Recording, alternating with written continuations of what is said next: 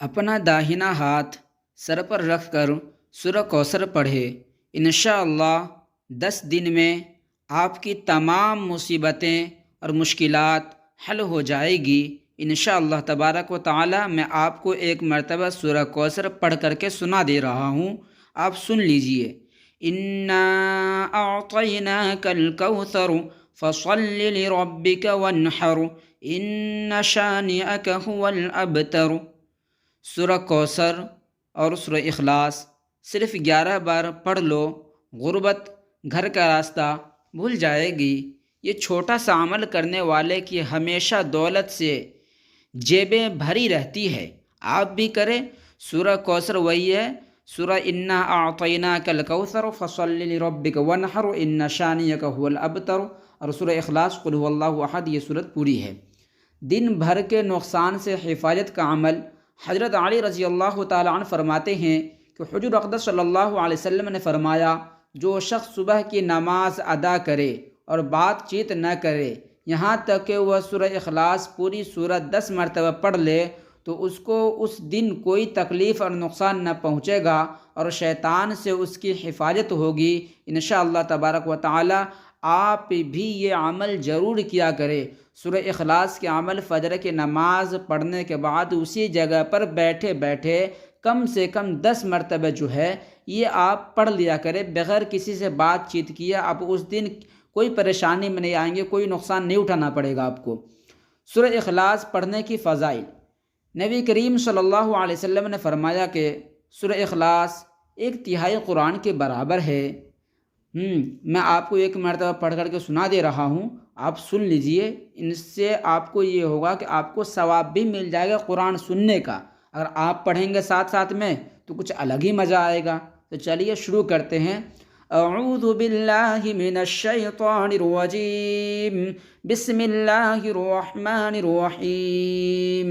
قل هو اللہ احد اللہ الصمد لم یلد ولم یولد ولم یکن له کفوا احد، صدق اللہ العظیم۔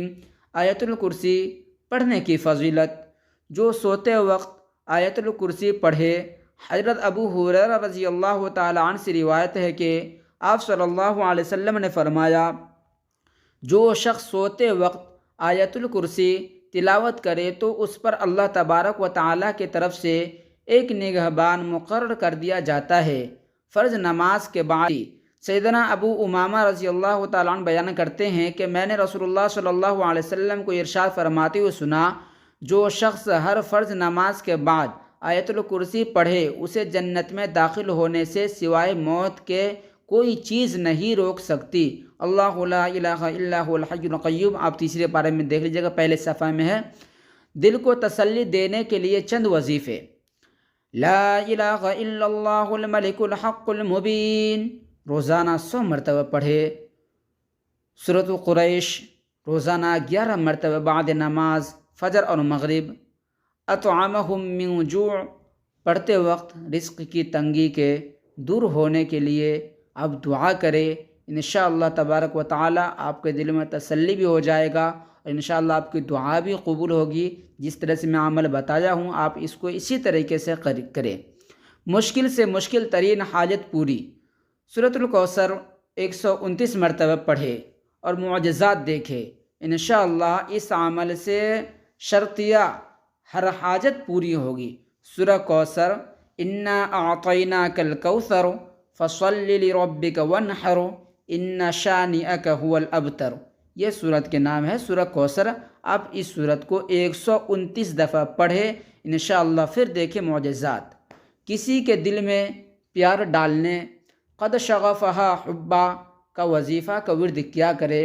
اگر آپ سے کوئی بھائی نفرت کرتا ہے تو اس وظائف سے آپ اس کو کم سے کم 201 مرتبہ روزانہ پڑھا کرے۔ اس سے آپ کو بہت فائدہ ہوگا۔ جو آپ سے نفرت کرتا ہے انشاءاللہ تبارک و تعالی وہ بھائی یا بہنیں وہ آپ سے محبت کرنے لگے گا۔ سورۃ الکوثر پڑھنے کی طاقت دیکھ لو، جو بات منہ سے نکالو وہ پوری کر دیتا ہے، جو مانگو گے وہ عطا کر دے گا۔ بسم اللہ الرحمن الرحیم، انا اعطیناک الکوثر فصل لربک وانحر ان شانئک هو الابتر، یہ سورہ کے نام ہے سورہ کوثر۔ آپ اس کے ورد کیا کریں، انشاءاللہ تبارک و تعالی جو بات منہ سے نکالو گے وہ بات انشاءاللہ تبارک و تعالی ضرور پوری ہوگی، جو مانگو گے وہ عطا کیا جائے گا۔